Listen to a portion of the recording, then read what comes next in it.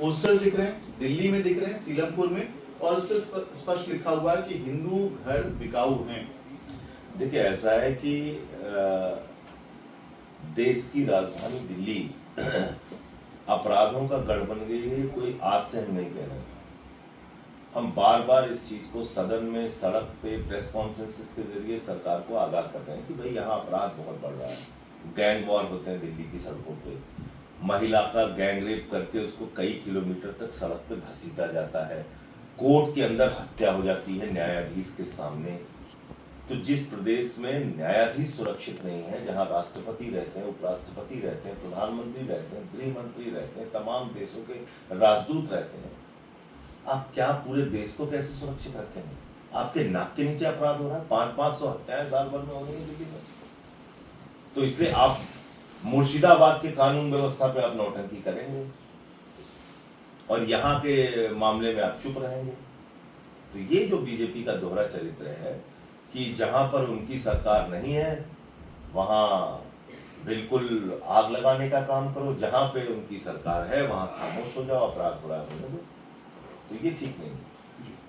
आपने जिक्र किया मुर्शिदाबाद का, वहां पे भी एक तस्वीर सामने आ रही है। बीजेपी आरोप लगा रही है कि पलायन करने पे हिंदू मजबूर हैं और राज्यपाल जो हैं पश्चिम बंगाल के, वो मुर्शिदाबाद जाना चाहते हैं आज, लेकिन मुख्यमंत्री ममता बनर्जी कह रही हैं कि मैं वहां जा रही हूँ तो लॉ एंड ऑर्डर सिचुएशन देखिए, जहाँ पे गैर बीजेपी सरकार है वहां के राज्यपाल वो भारतीय जनता पार्टी के इशारे पे काम कर रहे हैं।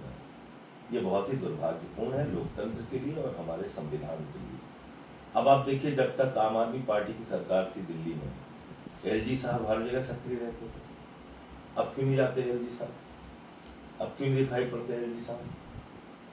अब कोई नाम ले रहा है एलजी साहब का, लेकिन उस समय लगता था कि सरकार पूरी एलजी साहब ही। तो इसलिए मैं ये कह रहा हूँ कि आपको अगर देश को चलाना है तो ये पक्षपातपूर्ण रवैया ठीक नहीं। आप राज्य सरकार के कानून व्यवस्था का विषय उनका है और ममता बनर्जी एक सक्षम मुख्यमंत्री है, उनको मौका दीजिए, वो नियंत्रित करेंगी वहाँ की चीजों को। आखिर में से एक सवाल सर, कल उपराष्ट्रपति जगदीप धनखड़ जी की स्पीच चल रही थी, एड्रेस चल रहा था राज्यसभा के इंटर्न्स के साथ, और उन्होंने वहां पे कई सारी तीखी टिप्पणियां जुडिशरी के लिए की हैं, जिसमें 142 अनुच्छेद और 145 अनुच्छेद का भी उन्होंने जिक्र किया और ये कहा कि एक न्यूक्लियर मिसाइल की तरह डेमोक्रेटिक फोर्सेस पे 142 आर्टिकल का इस्तेमाल हो रहा है, सुपर पार्लियामेंट बनने की कोशिश कई बार की जाती है। अब आप देखिए कि ये भारतीय जनता पार्टी के द्वारा पोषित ट्विटर हैंडल है, ये क्या लिख रहे हैं? सरिया court of India, supreme court को ये लिख रहे हैं सरिया कोर्ट ऑफ इंडिया, ये इनकी, और ये वेरीफाइड हैंडल है, भारतीय जनता पार्टी के द्वारा पोषित हैंडल है, सरिया कोर्ट ऑफ इंडिया। ये किस तरह का सुप्रीम कोर्ट का गुंबद बना रहे हैं?